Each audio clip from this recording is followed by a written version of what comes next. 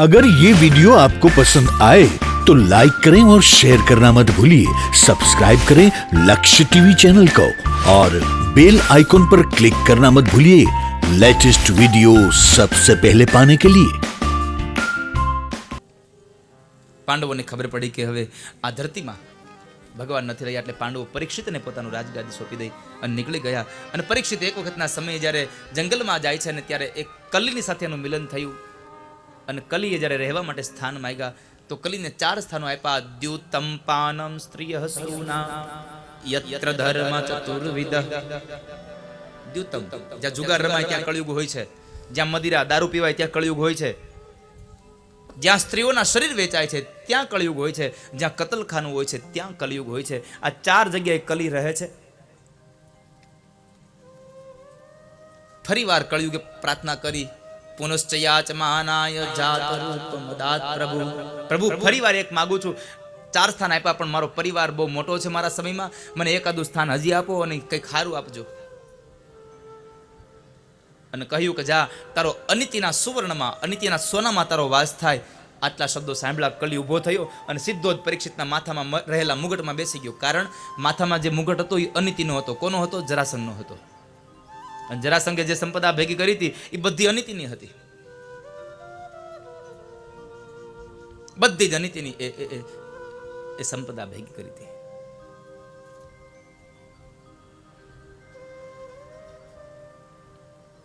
અને એ સમયે માથામાં જ્યારે કલી આવ્યો, મતિ ભ્રષ્ટ થઈ, શમીક ઋષિના આશ્રમમાં જાય છે. અને શમીક ઋષિના આશ્રમમાં ઋષિના ગળામાં એને પુષ્પની માળા પહેરાવી જોઈએ, એના બદલે ઋષિ આમ ધ્યાનમાં બેઠા હતા, ખબર નથી એટલે આવકાર ન મળ્યો તો એના ગળામાં મરેલો સાપ પહેરાવ્યો. અને શમીકના પુત્ર શૃંગીએ શ્રાપ આપ્યો કે જેણે મારા પિતાશ્રીના ગળામાં મરેલો સાપ પહેરાવ્યો છે એને આજથી 7મે દિવસે તક્ષક નાગ દંખ દઈ અને મૃત્યુ થાજો. રાજા ઘરે આવ્યો અને જ્યારે માથા ઉપરનો મુગટ નીચે ઉતાર્યો ત્યારે રાજાને ફરી પાછી મતિ સૂજી કે આ મેં શું કર્યું. ઘરેથી નીકળીને આવ્યો, શમીક ઋષિ પાસે પ્રાર્થના કરે છે અને જ્યારે ક્ષમા માગે છે ત્યારે ખબર પડી કે મને શાપ મળ્યો છે. તો એણે પોતાના ઉત્તરાધિકારી જન્મેજય આદિ રાજાઓને રાજગાદી સોંપી દઈ અને પોતે ગંગાના કિનારે ચાલ્યા જાય છે અનશન વ્રત લઈ. પણ શમીક ઋષિએ કહ્યું કે તને હવે આ સાપમાંથી કોઈ ન બચાવી શકે, પણ તમારે તમારું કલ્યાણ કરવું હોય તો તમે ભાગવતની કથા સાંભળો. અને ભાગવતની કથા સાંભળવા માટે ગંગાના કિનારે જાય છે. ગંગાના કિનારે જઈને બેઠા છે, કોઈ એને ભાગવત સમજાવવા ન આવ્યું. અને ત્યારે દેવર્ષિ નારદ, પરમ શ્રદ્ધેય પરમહંસ ભગવાન સુખદેવજી મહારાજને લઈને આવે છે. અને સુખદેવજી મહારાજે એને ભાગવત સંભળાવવા માટે આવ્યા. અને એ ભાગવત જ્યાં સંભળાવવા માટે આવ્યા છે ત્યારે એનું પૂજન કર્યું. ગંગાના જળથી એના પગને પખાડ્યા છે.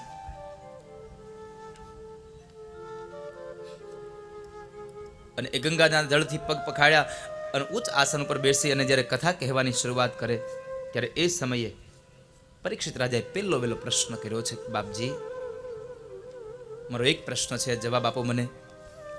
જેનું મૃત્યુ નજીક આવ્યું હોય, જેનો કાળ નજીક આવ્યો હોય એને શું કરવું જોઈએ? જેનો કાળ નજીક હોય એને શું કરવું જોઈએ?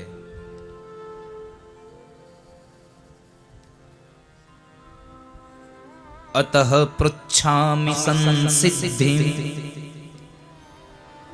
યોગિનાં પરમં ગુરું પુરુષસ્યેહ યત્ કાર્યં મ્રિયમાણસ્ય સર્વથા. મ્રિયમાણસ્ય સર્વથા. પ્રભુ શું કરવું?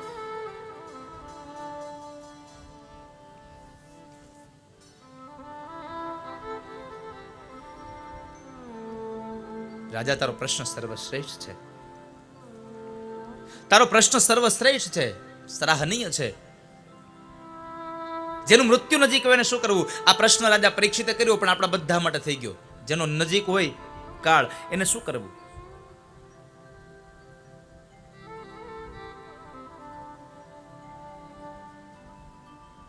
એક જ વાત છે, ભગવાનનું ભજન કરવું, અને એ પણ કપટ છોડીને. તુલસીદાસ સઠ સે ભજુ છાડી કપટ જંજા. એને કપટ છોડીને ભગવાનનું યજન કરવું. અને એ જ સમયે પરીક્ષિત સુખદેવજી મહારાજના મુખારવિંદમાંથી ગંભીર અવાજે કથા ગંગા વહેતી થઈ અને સુખદેવજી બોલ્યા છે. શ્રી શુક ઉવાચ વરિયાને શતે પ્રશ્ન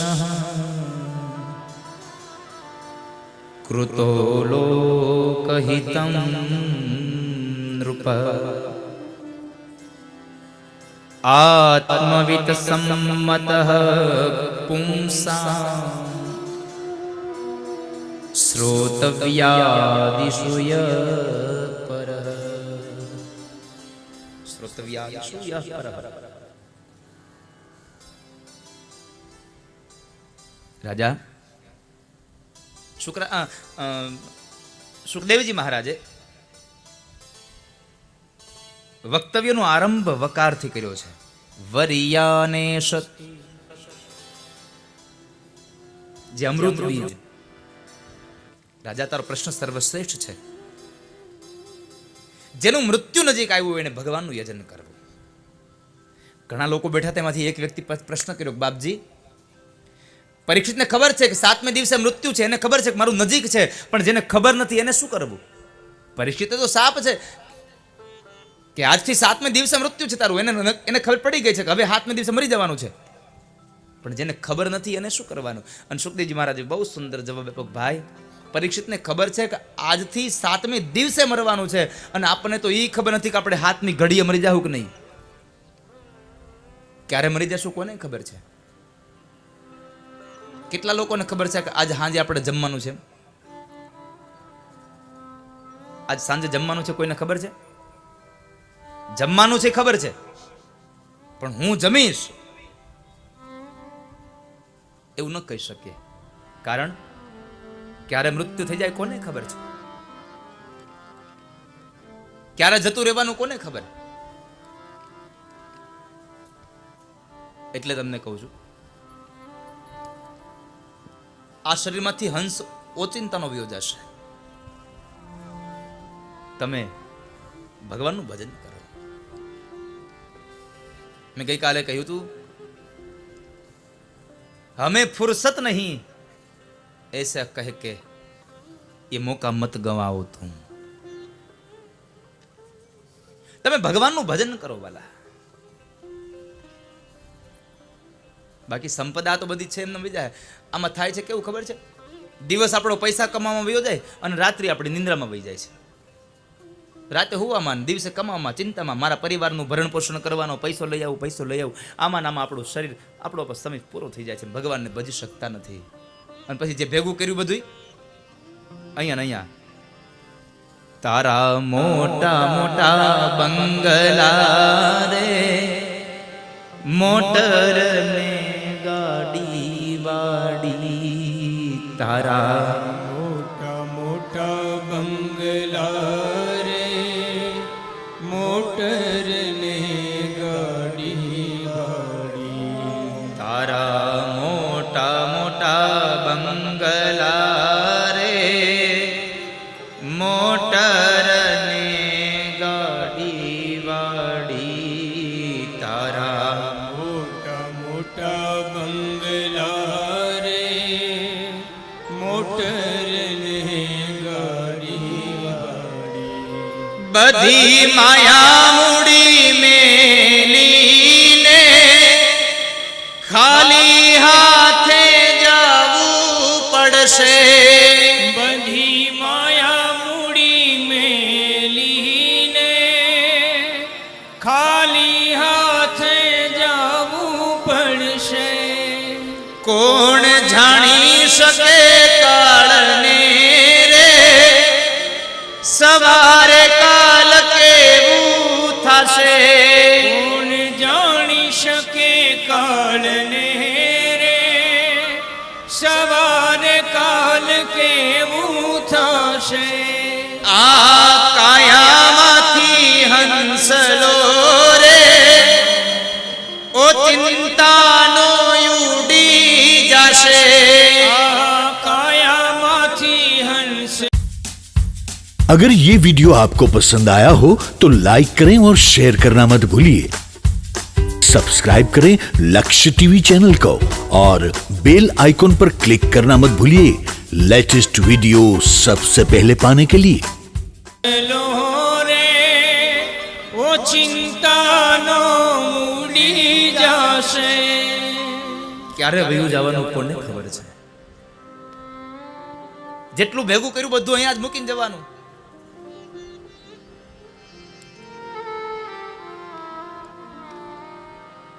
એક દોરાવાની વસ્તુ આપણી ભેગી નહીં આપે. પેરુવેશની બધું ઉતાર લે આમ.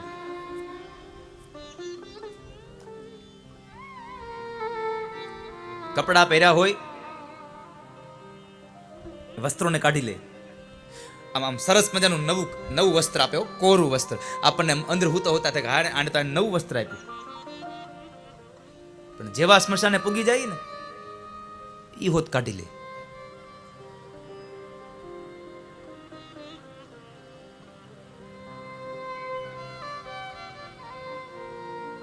બધી જ માયા મૂડી મેલીને જવાના અહીંયા. એટલે તો સમ્રાટ સિકંદરે કહ્યું હતું કે આ દુનિયાના લોકોને જ્યારે મારો જનાજો નીકળે, મૃત્યુ થઈ જાય, ત્યારે તમે બીજું કરો કે ન કરો પણ એટલું ચોક્કસ કરજો કે જ્યારે મારો જનાજો નીકળે ત્યારે મારા જનાજાની બે બાજુ મારા હાથ ખુલ્લા બહાર લટકતા રાખજો. આ દુનિયાને એક સંદેશો મળે કે સિકંદર આવ્યો તો ખાલી હાથે, મહા મહેનતે કર્યું ભેગું કેટલું, પણ ગયો પણ ખાલી હાથે. બધી માયા મૂડી મેલીને ખાલી હાથે જાવું પડશે. બધી માયા ખાલી હાથે જવું પડશે. બધી જ માયા મૂડી મેલીને ખાલી હાથ તમારે વયું જવાનું છે, એમાં સંશય નથી. અને પછી મૃત્યુ થયા પછી આ દુનિયામાં આપણને કોઈ હાચવે નહીં હો. કદાચ ગમે તેટલા આપણને પરિવારના લોકો પ્રેમ કરતા હોય, તો ગયા એટલે સીધા જ લાકડા ભેગા. ગયો નથી ને કઈ લાકડા ભેગો બાળ્યો નથી. કોઈ દી કોઈ એમ કીધું કે મારા બાપુજી મને બહુ વાલા હતા, ભલે બે દી ઘરમાં રહ્યા હજી. એ તો સવારે પતી ગયા એટલે બપોરે પૂરું. બપોરે ગયો તો રોંઢે પૂરું. રોંઢે જાય દી આસમે અને થોડોક દી હોય ને તો કે હાલો હાલો રાત નો રખાય ઘરમાં, ઉપાડો જલ્દી આને. ગમે તેટલો રૂપાળો દેહ હશે કોઈ ઘરમાં નહીં રાખે. કારણ કે બધાને સંબંધ કેનાથી છે? માત્ર પ્રાણથી, માત્ર જીવથી. ફતેપુરમાં ભોજલારામ બાપા લખે છે, જીવને શ્વાસ તણી સગાઈ કે ઘરમાં ઘડી ન રાખે ભાઈ. ઘરમાં ઘડી ન રાખે. જીવને શ્વાસ તણી સગાઈ અને ઘરમાં ઘડી ન રાખે ભાઈ.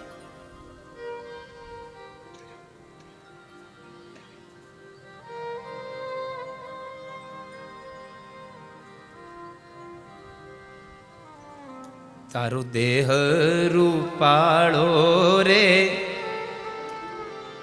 નહીં રાખે ઘરમાં ઘડી. તારો દેહ રૂપાળો રે નહીં રાખે ઘરમાં ઘડી. તારો દેહ રૂપાળો રે નહીં રાખે ઘરમાં ઘડી. તારો દેહ રૂપાળો રે નહીં રાખે ઘરમાં ઘડી. તારા સગાને સંબંધી રે થોડા દીમાં ભૂલી જાશે. તારા સગાને સંબંધી રે થોડા દીમાં ભૂલી જાશે. આ પંક્તિ મને બહુ ગમે છે. તારા સગા અને સંબંધી થોડા દીમાં ભૂલી જશે. મારે આપને કહેવું છે, આ ધરતીનો જીવાત્મા, આ ધરતીનો મનુષ્ય ભૂલતા શીખે. કારણ દુનિયા એક દી આ જ કરવાની છે. તમે ભૂલતા શીખો. કારણ દુનિયા આપણને ભૂલી જ જવાની છે. એક ના એક દિવસે દુનિયા ભૂલી જશે, નહીં યાદ રાખે. તારા સગાને સંબંધી રે, જો તારા સગા સંબંધી બધા ભૂલી જાય તો પછી ગામના ક્યાંથી યાદ રાખશે? કોણ યાદ કરશે તને? માટે પરમાત્માનું તમે ભજન કરો, જેનો કાળ નજીક આવ્યો છે. એટલે હું વારંવાર કહેતો રહું છું, તમે જ્યારે પણ કથાનો સમય આવે ને, પેલા કથા સાંભળી લો. થોડું ઘરનું કામ મૂકી દો, પેલા કથા સાંભળી લો. ઘરના કામોને છોડી દો. કારણ કાલ હવારે આપણે હશું નહીં હોઈએ કોને ખબર.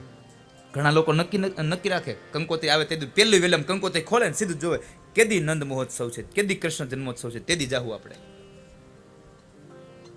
અને તમે જુઓ, નંદ મહોત્સવમાં જેટલી ભીડ થાય ને કથા મંડપમાં, એટલી ભીડ બીજા દિવસોમાં ન થાય. નંદ મહોત્સવમાં ભીડ જાગે.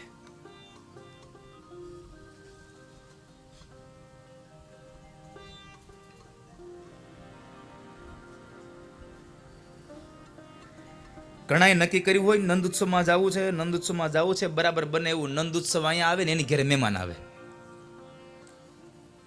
બિચારાનું શરીર ન્યા ને જીવ અહીંયા.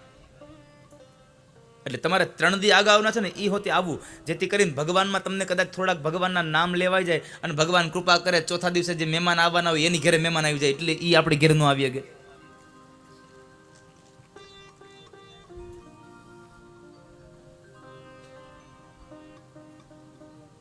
કાલ હવારે શું થાય કોને ખબર છે. એટલે તમે આજનો લાભ લઈ લો. મેં ગઈકાલે કહ્યું હતું એટલે તમને આજે કહેવું ગમે છે. બહુ સુંદર પંક્તિ, 2 જ પંક્તિઓ બહુ સુંદર ગાય છે. આજનો લાવો લીજીએ ભાઈ, કાલનું કાચું હોય જો, કાલનું કાચું હોય જો, સત્સંગમાંથી રજા લઈને સૌને જય શ્રી કૃષ્ણ છે. સૌને જય શ્રી કૃષ્ણ છે. તમે આજનો લાવો લઈ લો. કાલનું કાચું હોય, કાલનું કઈ નક્કી ન હોય. કાલ શું થાય કોને ખબર? હરિ લીલાવો પ્રભુ લીલાવો, પ્રભુ ભજાના ભાવ જો વાલા, પ્રભુ ભજાના ભાવ જો, સત્સંગમાંથી રજા લઈને સૌને જય શ્રી કૃષ્ણ છે ભાઈ, સૌને. એટલે તમે અંતકાળની એ અંતકાળ સમય નજીક છે એમ સમજીને તમે હર પળ ભગવાનનું યજન કરો. નહીં તો પછી જ્યારે કાળ આવશે ને ત્યારે દુઃખ બહુ થશે,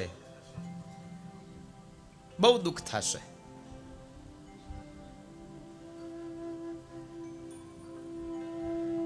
જેનું મૃત્યુ નજીક હોય ને ભગવાનનું યજન કરવું. આપણામાં પરીક્ષિતમાં ફેર એટલો છે, પરીક્ષિતનું મૃત્યુ 7મે દિવસે હતું ને આપણું મૃત્યુ 7 દીમાં જ છે. પરીક્ષિતનું મૃત્યુ 7મે દિવસે થવાનું હતું અને આપણું મૃત્યુ 7 દિવસમાં છે. રવિ પછી તો સોમ, ત્રીજો મંગળવાર, બુધ ચોથો, ગુરુ 5મો, છઠ્ઠો શુક્રવાર, શનિવાર તે 7મો છેલ્લો વાર ગણાય. આમ કરીને અઠવાડિયું 7 વારનું થાય.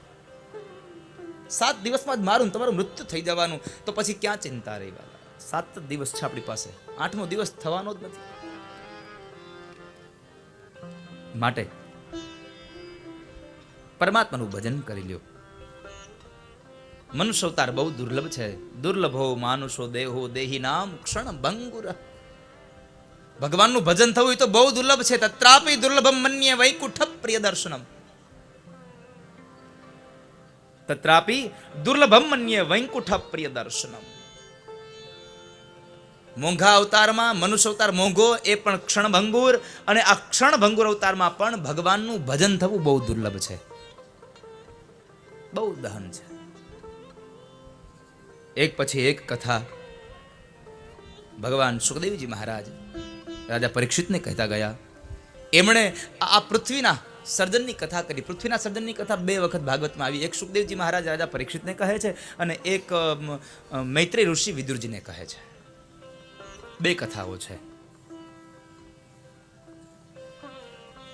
તો ભગવાનના સૂક્ષ્મ પ્રભુનું સૂક્ષ્મ ધ્યાન ધરવાની વાત બતાવી, ભગવાનની ભક્તિ કરવાની વાત બતાવે.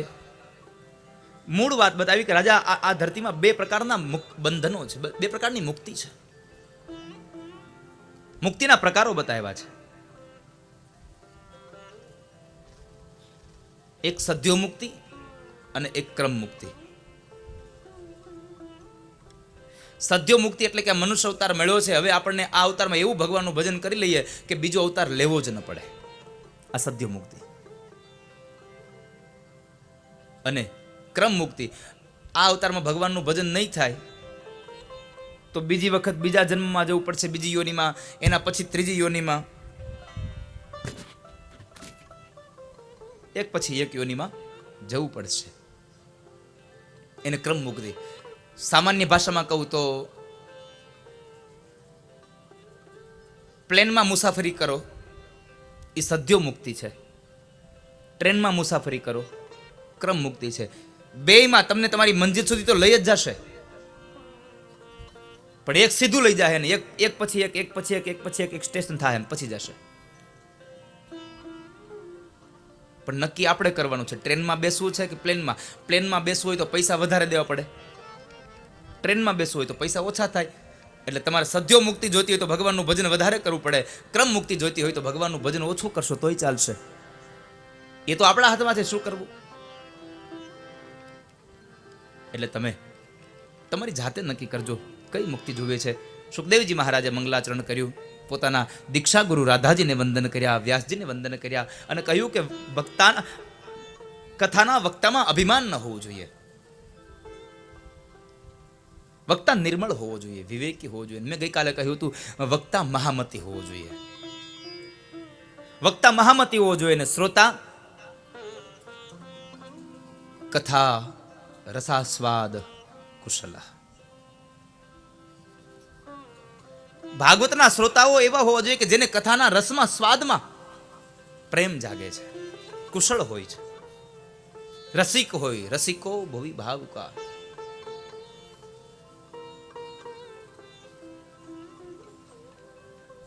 માણસ રસિક હોય.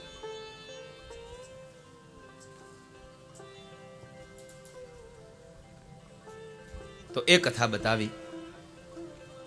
ત્યારબાદ આ કથાના લાભો શું? તો કહે છે કે કથાનો એક જ લાભ છે, માણસના મનને ભગવાનમાં પ્રેરણા થાય છે, ભગવાનની ઓર પ્રેરે છે. માણસનું કપટ નીકળી જાય છે, માણસનું હૃદય દ્રવી જાય છે. હૃદય નિર્મલ હોતા હૈ, કપટ સબ દૂર હોતે હૈ, હૃદય નિર્મલ હો જાતા હૈ. સત્સંગનો મહિમા છે, કથાના મહિમા. કથાના કેટલા લાભો. તમે આમ જો લૌકિક દ્રષ્ટિમાં લાભ જોવા જાવ ને તો કેટલો લાભ, કેટલા લોકોને લાભ. આપણને બધાને અહીંયા જ્ઞાન મળે, આનંદ મળે. હું હંમેશા કથામાં કહેતો રહ્યો છું કે તમને કથામાં બીજું કાંઈ મળશે કે નહીં મળે એ મને ખબર નથી, પણ તમે જેટલો સમય કથામાં બેસશો ને એટલો સમય તમારા મનને આનંદ તો ચોક્કસ મળશે ને મળશેમાં સંશય નથી. અહીંયા તમે આનંદ જ કરો છો, તમે આનંદ કરો છો. પછી કથાના તો અનેક લાભ. જો આ મંડપવાળાનો લાભ, એને ધંધો આયલો. આ માઇકવાળાનો લાભ, એનો ધંધો આયલો. આ લાઇટવાળાનો લાભ, એનો ધંધો આયલો. આ સંગીતવાળાનો લાભ, એનો ધંધો આયલો. આ બ્રાહ્મણોને એની આજીવિકા મળી ગઈ. તમે બધાએ જમવા માટે અહીંયા પ્રસાદ બનાવ્યો છે તો ખેડૂતોને લાભ, કારણ કે એણે જે ઉગાડ્યું એ વેચાયું. વેપારીને લાભ, જેણે લીધું ખરીદ્યું અને એ બીજાને વેચવા માટે નીકળ્યા એને લાભ. કેટલા પ્રકારના લાભ. આ સ્ટુડિયાવાળાનો લાભ. અને તમારે તો હાવ મફતનો લાભ. 3 કલાક આનંદ કરવાનો અને પછી એને નિરાતે પેટ ભરીને ઘેરે જવાનું અને પ્રસાદ પેટમાં પડે એટલે પછી એવી નીંદર આવે તડકામાં. તમને બધાને તો કદાચ ઓછો લાગતો છે તડકો. આ બાજુ તમે આ બાજુના બધા રહ્યા ને તમે ટેવાઈ ગયેલા હોય. પેલા દિવસે તેમ થયું કે આ અગ્નિમાં અમને કથા કરવાની છે, શું છે?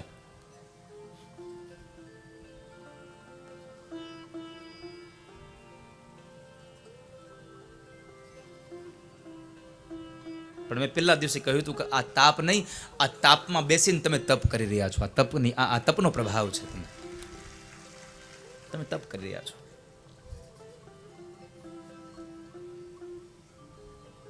કથાનો લાભ છે.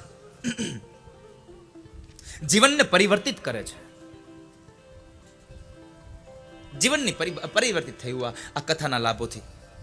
હવે અહીંયાથી કોઈ વાત નીકળે એવી અને એ વાત કદાચ આપણા જીવનમાં સ્પર્શ કરતી હોય તો આપણને એમ થાય કદાચ ચાલને ભાઈ આવું કરવું જોઈએ.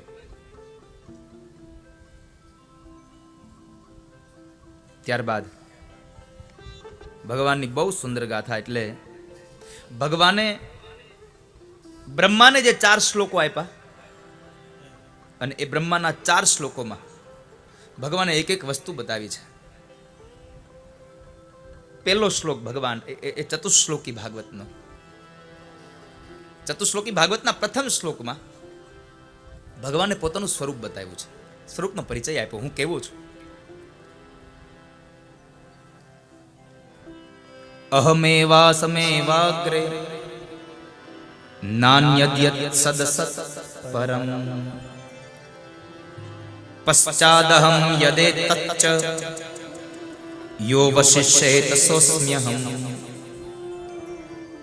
હે બ્રહ્મા, આ જે બધું દેખાય છે ને એ જ્યારે નહોતું ત્યારે પણ હું હતો, આ જ્યારે છે ત્યારે પણ હું છું, અને જ્યારે નહીં હોય ત્યારે પણ હું અહીંયા રહેવાનો છું. અહમેવાસમેવાગ્રે, દરેક સમયમાં હું હશ. અહીંયા ક્યાંય નહીં હોય એવું નહીં બને. પેલા અહીંયા ભગવાને બતાવ્યું આ બધું જ છે ત્યારે પણ હું છું, જ્યારે બધું જ નહીં હોય, નષ્ટ થઈ જશે ત્યારે પણ હું હશે. શેષ જે વધે છે એ શેષ હું છું. ભાગાકારના દાખલા આવતા આપણને હજી આવે છે.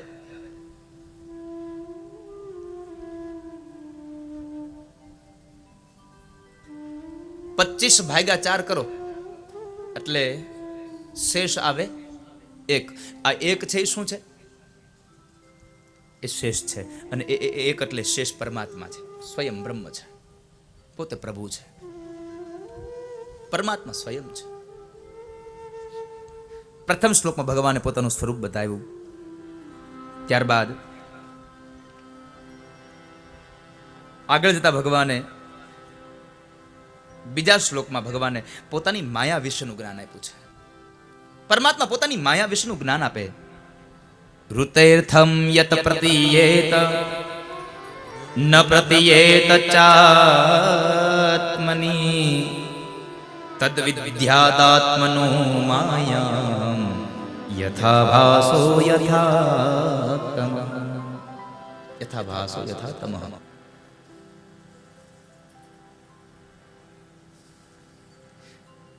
જે વસ્તુત સત્ય હોય એને અસત્ય બતાવે, અને વસ્તુત અસત્ય હોય એને સત્ય બતાવે.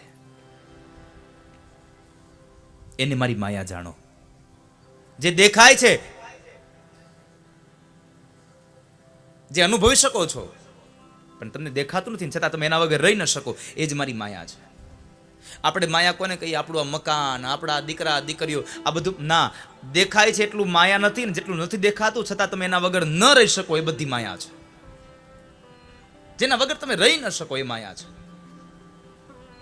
મેં ગઈકાલે કદાચ વાત કરી હતી કે આ પવન છે, વાયુ છે, એ વાયુ દેખાતો નથી, અનુભવાય છે, અનુભૂતિ થાય છે એની.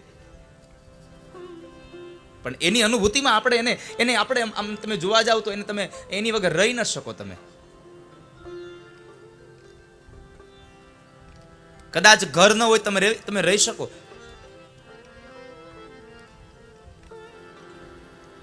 પણ શ્વાસ લેવા માટે આ વાયુ ન હોય તો વાયુ વગર તમે રહી ન શકો. આ પરમાત્માની માયા છે. ભગવાનની માયાની વાત બતાવી. ત્યારબાદ ત્રીજો શ્લોક, અને ત્રીજા શ્લોકમાં બતાવ્યું કે હે બ્રહ્મા, બધામાં હું છું અને બધા મારામાં છે. બધું મારામાં છે અને હું બધામાં છું. આ દુનિયા આખી પરમાત્મામાં છે, પરમાત્મામાંથી જ આ દુનિયા થઈ છે. નાની એવી વાત કહેવી તો એટલું કહી શકાય, ફૂલોમાંથી અત્તર બને, ફૂલોને નીચોવો ને તો એમાંથી અત્તર બને, પણ અત્તરમાંથી પાછું ફૂલ ન બને. એમ પરમાત્મામાંથી આ માયા, આ પરમાત્મામાંથી આ દુનિયા બને, દુનિયામાંથી પરમાત્મા ન બને. યથા મહાંતિ ભૂતાની ભૂતેષુ ચાવચેષ્વનું પ્રવિષ્ટાન્ય પ્રવિષ્ટાની તથા તેષુ ન તેષ્વહમ. આ દુનિયામાં બધું જ મારામાં છે ને હું બધામાં છું, છતાં હું સૌથી ન્યારો નિર્લેપ છું.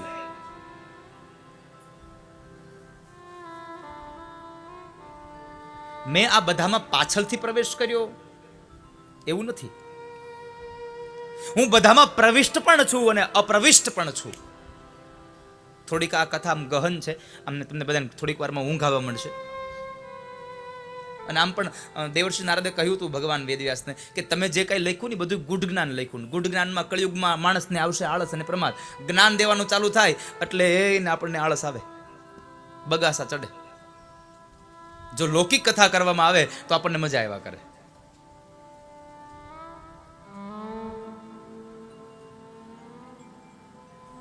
અહીંયાથી કહેવામાં આવે કે એક ગામમાં એક ભાઈ હતા અને એને પછી 4 દીકરા હતા. તો આપણે તરત થાય કે 4 દીકરામાં હવે આગળ શું હશે? આપણું મન એમાં પોરોવાઈ જાય, કારણ આપણે લૌકિક જગતના વાસનાઓના વાળા છે. અહીંયા હું આજે ચતુશ્લોકી વાત કરવા જઈ રહ્યો છું, એ અલૌકિક કથા છે થોડી, એટલે થોડોક એમાં આળસ અને પ્રમાદ આવે, પણ કાંઈ વાંધો નહીં. હવે એક જ શ્લોક બાકી રહ્યો છે અને આજ તો હજી ક્યાંનું ક્યાંય પહોંચવાનું છે.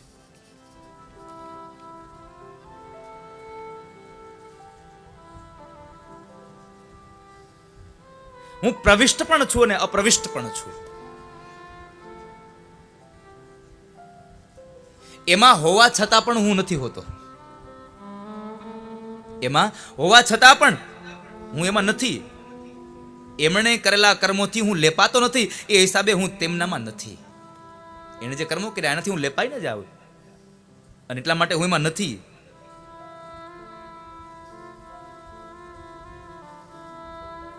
સૌથી પહેલા એની અંદર હું પ્રવેશ કર્યો છું. શરીર બન્યું પછી ભગવાને અંદર પ્રવેશ કર્યો હોય તો શરીરના અણુ અણુમાં કોણ છે? શરીર બને અને પછી ભગવાન એમાં અંદર જો પ્રવેશ કરે તો શરીરના અણુમાં કોણ છે? આ દુનિયામાં એના વિનાની એક પણ રચના નથી સાહેબ. એના વગરનું અસ્તિત્વ હોય જ ન શકે. અને મેં કહ્યું તું પરમાત્મા શાશ્વત છે, પરમાત્મા સત છે. ક્યાં નથી? હરિ વ્યાપક સર્વત્ર સમાના. તમે જ્યાં પણ નજર કરો ત્યાં પ્રભુ છે. જલે વિષ્ણુ, સ્થલે વિષ્ણુ, વિષ્ણુ પર્વત મસ્તકે, જ્વાલા માલા કુલે વિષ્ણુ, સર્વમ વિષ્ણુમયમ જગત. આ દુનિયામાં તમે જ્યાં પણ નજર કરો ત્યાં તમને પરમાત્મા મળે છે. તો 3 શ્લોકમાં બતાવ્યું અને છેલ્લે 4થો શ્લોક એટલે કાર્ય અને કારણ રૂપે અન્વય વ્યતિરેકથી હું સર્વત્ર છું, સર્વદા છું. જો હમણાં બોલ્યું પરમાત્મા બધી જગ્યાએ છે, ક્યાં નથી? તમામ જગ્યાએ પરમાત્મા છે. એટલે કહ્યું એતાવદેવ જિજ્ઞાસ્યમ તત્વ જિજ્ઞાસુનાત્મનઃ અન્વય વ્યતિરેકાભ્યામ યત સ્યાત સર્વત્ર સર્વદા. તમે જ્યાં પણ નજર કરો ત્યાં પરમાત્મા છે.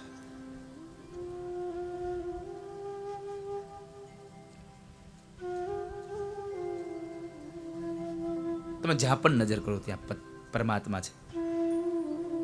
ભગવાન એમ કહે છે સર્વત્ર સર્વદા. સર્વત્ર સર્વદા બહુ શબ્દ સુંદર વાપરો. સર્વત્ર એટલે બધી અને સર્વદા એટલે હંમેશા. બધી જગ્યાએ હું છું, ક્યાં નથી હું? એક પણ સ્થળ એવું નથી કે જ્યાં હું ન હોઉં. સર્વદા એટલે ત્રણેય કાળમાં. રામચરિત માનસમાં તુલસીદાસજી મહારાજ એમ કહે છે કહું સો કહા જહાં પ્રભુ નાહી. તમે મને એક જગ્યાએ બતાવો કે જ્યાં પ્રભુ ન હોય, પરમાત્મા ન હોય. તો પરમાત્મા સર્વત્ર સર્વદા છે. એ વાત સુખદેવજી મહારાજે રાજા પરીક્ષિતને બતાવી અને ત્યારબાદ શ્રીમદ ભાગવતે મહાપુરાણ છે. અને મહાપુરાણ છે એટલે એના 10 લક્ષણો છે. 10 લક્ષણોની કથામાં જો પુરાણ હોય તો 5 લક્ષણો અને મહાપુરાણ છે એટલે 10 લક્ષણો. 10 લક્ષણો કયા કયા તો ભાગવતના દ્વિતીય સ્કંદમાં અંતમાં બતાવ્યું. અત્ર સર્ગો વિસર્ગશ્ચ સ્થાનમ પોષણમૂતયઃ મન્વંતરેશાનુ કથા નિરોધો મુક્તિયાશ્રય. નિરોધો મુક્તિયાશ્રય. સર્ગ, વિસર્ગ, સ્થાન, પોષણ, ઉતિ, મન્વંતર, ઈશાનુ, નિરોધ, મુક્તિ અને છેલ્લે આશ્રય. આ 10 લક્ષણો શ્રીમદ ભાગવતના બતાવી અને દ્વિતીય સ્કંદને વિશ્રામ આપ્યો. તૃતીય સ્કંદમાં પ્રવેશ કરાવે અને તૃતીય સ્કંદ એટલે સર્ગલીલાની કથા છે. વિદુર અને મૈત્રેય મહારાજના સંવાદની કથા છે.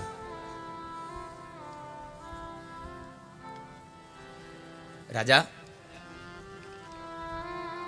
હસ્તિનાપુરના મહામંત્રી વિદુરજી મહારાજે પોતાના સમૃદ્ધિવાન ઘરનો ત્યાગ કરી અને પોતે તીર્થયાત્રા માટે નીકળી ગયા છે.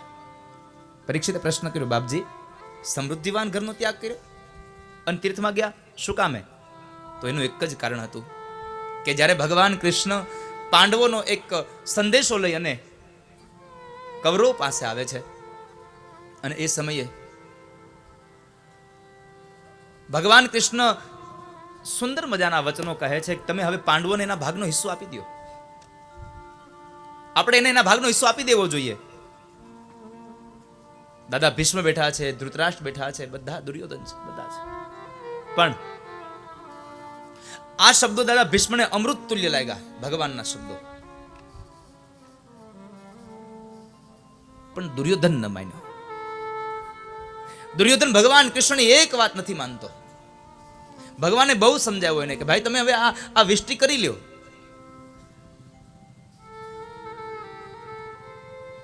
પાંડવો એના ભાગનો હિસ્સો આપી દો અને કદાચ તમારે એના અડધો હિસ્સો તમારે ન આપવો હોય તો એક કામ કરો, તમે એને 5 ગામ આપી દો. પણ દુર્યોધન કહે છે કે 5 ગામ તો બહુ દૂર રહ્યા, એક સોયની અણી ખૂટે એટલી જગ્યા પણ હું એને નહીં આપું. ભગવાને બહુ સમજાવ્યું. દુર્યોધન કહે છે એને કે મારી સાથે યુદ્ધ કરે. ભગવાન કહે છે કે દુર્યોધન યુદ્ધ નિવારો, કારણ કે યુદ્ધમાં નહીં જીત પાંડવોની થાય, નહીં જીત કૌરવોની થાય. યુદ્ધમાં જીત થશે મૃત્યુની, કાળની. કેટલાય નિર્દોષ મરાઈ જશે. તમે એક કામ કરો, એને નિવારો. પણ દુર્યોધન ન માન્યો. અને જ્યારે દુર્યોધન ન માન્યો, વિદુરજીનું ઘર છોડવાનું કારણ શું? તો કહે છે કે જ્યારે દુર્યોધન ભગવાનની વાત ન માન્યો ત્યારે હવે શું કરવું? દુર્યોધન કોઈની વાત નથી માનતો ત્યારે વિદુરજીને બોલાવ્યા છે ને વિદુરજીને કીધું, વિદુરજી તમે કંઈક આમાંથી રસ્તો આપો, હવે શું કરવું જોઈએ? વિદુરે એમ કહ્યું કે મહારાજ મારી વાત માનો, તમે તમારા છોકરાનું માનવાનું રહેવા દો. આ કલીનો અવતાર છે, તમારા ઘરમાં પાપ આવ્યું છે, તમે આને છોડી દો હવે. અને જ્યારે દુર્યોધન માટે વિદુરજી મહારાજ આવા શબ્દો બોલ્યા ત્યારે દુર્યોધન વિદુરજીનું અપમાન કરતા કહે છે કે આ દાસીપુત્રને સલાહ દેવા માટે અહીંયા કોને બોલાવ્યો? આપણા જ રાજ્યમાં રહી આપણું જ અનાજ ખાઈને આપણો જ વિરોધ કરે. પાંડવોનો હિત છે આપણે આના જેવા મંત્રીની જરૂર છે ને કાઢી મૂકો ધક્કો મારીને, આને કાઢી મૂકો અહીંયાથી. પણ એ સમયે વિદુરજી મહારાજ એમ કહે છે કે મને કાઢી મૂકવાની જરૂર નથી, હું મારી જાતે જતો રહીશ. પણ તમે એમ માનતા હોય કે હું તમારા રાજ્યમાં રહું છું, તમારું અનાજ ખાઉં છું, તો હું તમને જ સારું લાગે એવું બોલું? ના, મેં વાત નથી પાંડવોના પક્ષની કરી, નથી કૌરવોના પક્ષની કરી. મેં તો જે ધર્મની વાત હતી, મેં સત્યની વાત હતી, એ સત્યની વાત કરી છે. મેં કોઈનો પક્ષ નથી લીધો. પણ છતાં પણ તમે એમ કહો છો તો હું છોડીને ચાલ્યો જાઉં છું આ રાજને. કારણ કે જ્યાં માન સન્માન ન હોય ત્યાં રહેવું ઉચિત પણ નથી હોતું. હું મારી જાતે જ ચાલ્યો જાઉં છું. અને વિદુરજી મહારાજ પોતે પોતાના હથિયાર ત્યાં રાખી દરવાજા ઉપર પોતાના હથિયારને છોડી દઈ અને પોતે નીકળી ગયા. સ્વયં ધનુર્ધારી નિધાય માયા ગતવ્યોથો યાદુરુમાનયાન. પોતાના હથિયારોને ત્યાં જ છોડી દઈ અને પોતે ચાલી ગયા છે. હવે ન રહે. હથિયાર છોડ્યાનો એક અર્થ એવો બતાવ્યો વિદુરજી મહારાજે કે હું તમારા રાજ્યમાંથી નીકળું છું, તમે એવો વિચાર ન કરતા પાંડવોમાં ભળી જશે. મારે એક પણના પક્ષમાંથી યુદ્ધ નથી કરવું. ભગવાનની વાત દુર્યોધને માની નહીં. એટલે દુર્યોધનને પછી ભગવાનને કહ્યું પ્રભુ ચાલો બપોરા થયા, જમી લઈએ. પકવાન બનાવ્યા હતા. પણ ભગવાને દુર્યોધનની ઘરે ભોજન ન કર્યા અને કહેવાય છે કે ભગવાન વિદુર કાકાના ઘરે જમવા માટે ગયા છે. વિદુર કાકાના ઘરે જમવા માટે ભગવાન ગયા અને ત્યાં જે ભગવાને ભોજન કર્યા છે. કારણ કે ભગવાન જ્યાં ભાવ હોય ને ત્યાં જાય છે અને ભગવાન ભાવથી જ પ્રસન્ન થાય. ભાવે હિ વિદ્યતે દેવો તસ્માદ ભાવો હિ કારણમ. ભાવ તો મુખ્ય કારણ છે ભગવાનને પ્રસન્ન કરવાનો, એના વગર તો ચાલે નહીં. તમે ભગવાનને ભાવથી ભજો, ભગવાનને ભાવથી જમાડો. પરમાત્મા ભાવનાઓના ભૂખ્યા છે. એટલે મને કહેવું ગમે છે, વાલો મારો ભાવનો ભૂખ્યો ભાવથી જમી લઈ. વાલો મારો ભાવનો ભૂખ્યો ભાવથી જમી લઈ. ભગવાન ભાવનાના ભૂખ્યા છે. ગોપીએ ભગવાનને એટલા પ્રેમથી કહ્યું, કનૈયા મારી ઘરે જમવા આવીશ? ભગવાન કહે છે આવીશ. અને ભગવાન ગયા તો શું બનાવ્યું? ખીર બનાવી, પણ ખારી.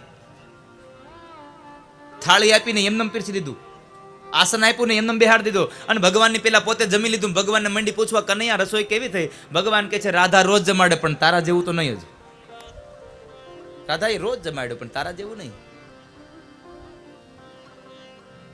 વાલો મારો હસીને બોલ્યો હાથમાં તાળી દઈ. વાલો મારો હસીને બોલ્યો હાથમાં તાળી દઈ.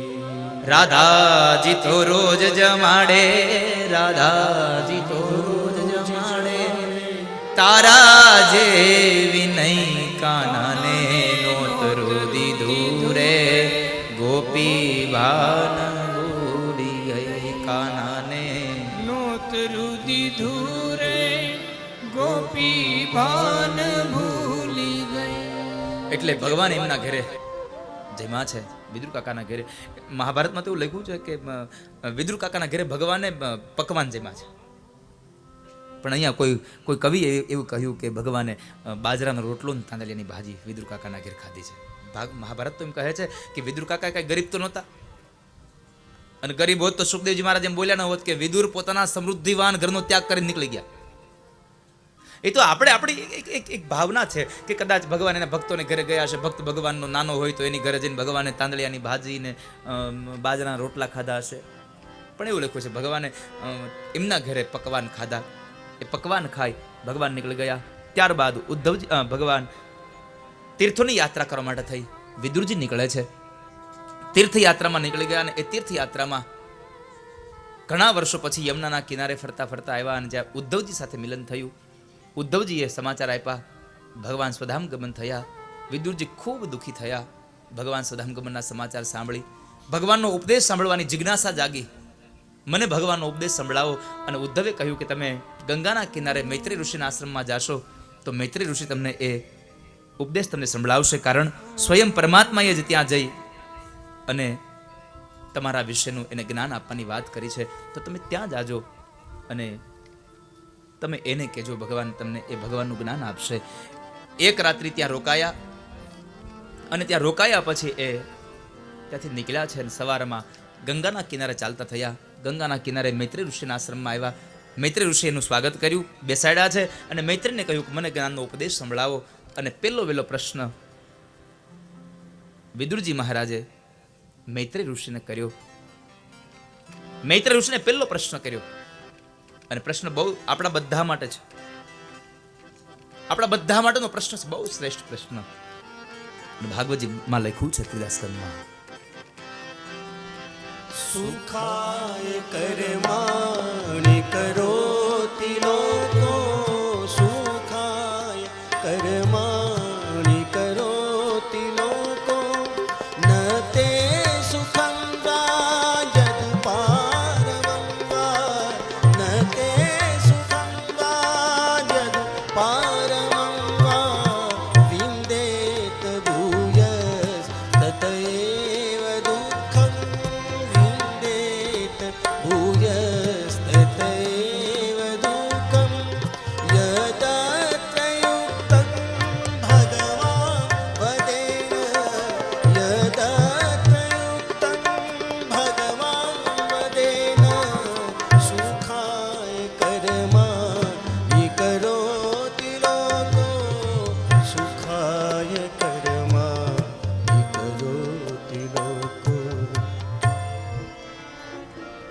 મૈત્રી ઋષિએ પ્રશ્ન કર્યો, સુખાય કર્માણી કરોતિ લોકો. આ દુનિયામાં સુખ અને દુઃખની પ્રાપ્તિ ક્યાંથી થાય? શેના દ્વારા સુખ મળે, શેના દ્વારા દુઃખ મળે છે? નાનો એવો જવાબ છે. સ્વયં ભગવાન કૃષ્ણ બોલ્યા છે ગીતાજીમાં, કર્મણીય વાધિકાર રસ્તે મા ફલેશુ કદાચન. આ દુનિયામાં કર્મથી માણસ દુઃખી થાય ને કર્મથી માણસ સુખી થાય છે. જેવું જેનું કર્મ એવી એની ગતિ છે, એમાં સંશય નથી.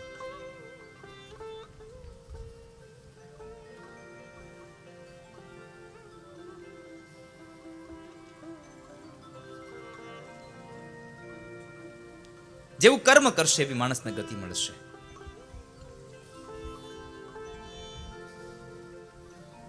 સુખ અને દુઃખની મીમાંસા બતાવી ત્યારબાદ આગળ પૃથ્વીની ઉત્પત્તિની કથા, વરાહ અવતારની કથા બતાવે છે. ભગવાન વરાહના અવતારની કથા બતાવે છે. પૃથ્વીના સર્જનની કથા છે.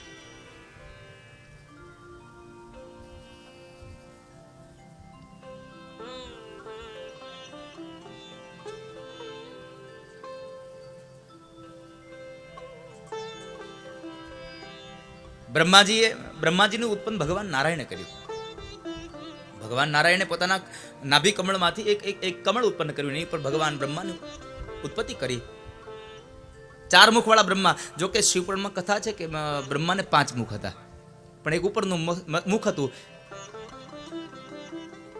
એનું છેદન થયું અને 4 મુખ રહ્યા છે બ્રહ્માને. આવી કથા શિવ મહાપુરાણમાં બતાવી છે. તો 4 મુખવાળા બ્રહ્માજીને કહ્યું કે જાઓ બ્રહ્મા, તમે સજીવ સૃષ્ટિનું નિર્માણ કરો.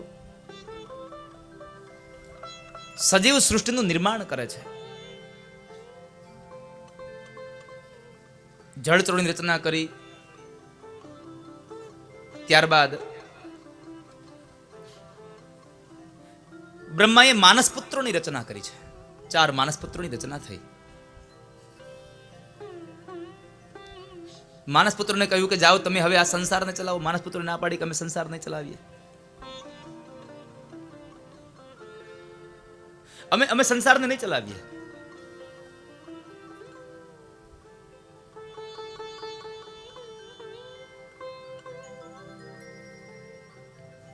અમને પરમાત્માના ભજનમાં રહેવા દો, અમારે સંસાર નથી ચલાવો, પરમાત્માનું ભજન કરવા દો. માનસપુત્રોએ ના પાડી. ત્યારબાદ કહેવાય છે રુદ્ર અને રુદ્રાણી ઉત્પન્ન થયા, એમના દ્વારા ભૂતો ઉત્પન્ન થયા છે. તો એમને એ દુનિયા પણ ન ગમી. 10 માનસપુત્રો ફરી પાછા સર્જન થયા છે.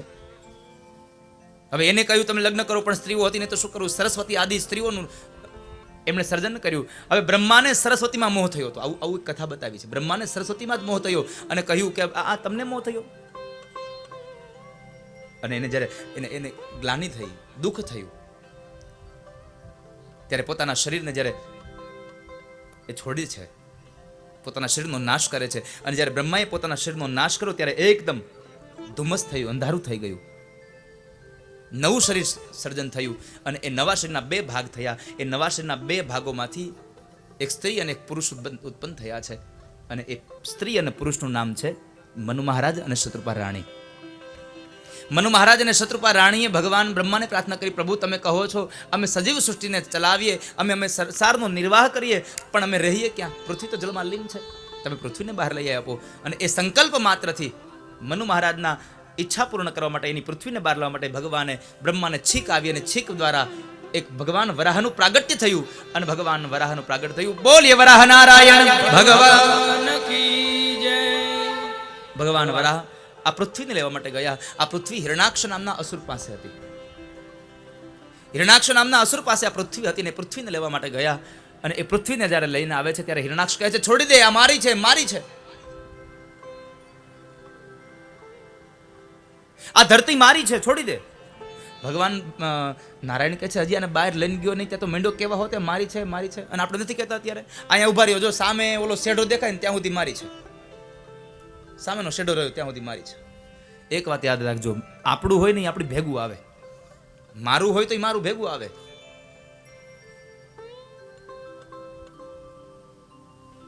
પણ આ દુનિયામાં આપણું કશું જ નથી, કેવલ હરિભજન સિવાય. મારું મારું કરીને ધન મેળવ્યું રે, એમાં તારું નથી તલભારયંત કાળે, સગું નથી કોયનું રે.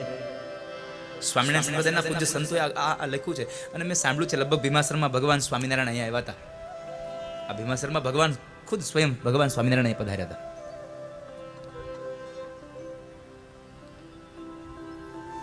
તો એ ભગવાન વરાહ હિરણાક્ષને સમજાવે, હિરણાક્ષ ન સમજો અને અંતે હિરણાક્ષ અને ભગવાન વરાહનું યુદ્ધ થાય છે અને એ યુદ્ધમાં ભગવાન એને ઘણો સમજાવ્યો તો ન સમજો. ભગવાને યુદ્ધમાં હિરણાક્ષનો ઉદ્ધાર કર્યો, હિરણાક્ષનો વધ થયો. ભગવાને હિરણાક્ષને માર્યો છે અને પૃથ્વીને લઈ આવી અને શેષ નારાયણની ફણા ઉપર પ્રસ્થાપિત કરે છે. ત્યારબાદ આ ભગવાનની કૃપા પ્રમાણે, ભગવાનની આજ્ઞા પ્રમાણે મનુ મહારાજ અને શત્રુપા રાણીએ સંસાર ચલાવે છે. अगर ये वीडियो आपको पसंद आया हो तो लाइक करें और शेयर करना मत भूलिए. सब्सक्राइब करें लक्ष्य टीवी चैनल को. हाँ, और बेल आइकॉन पर क्लिक करना मत भूलिएगा लेटेस्ट वीडियो सबसे पहले पाने के लिए.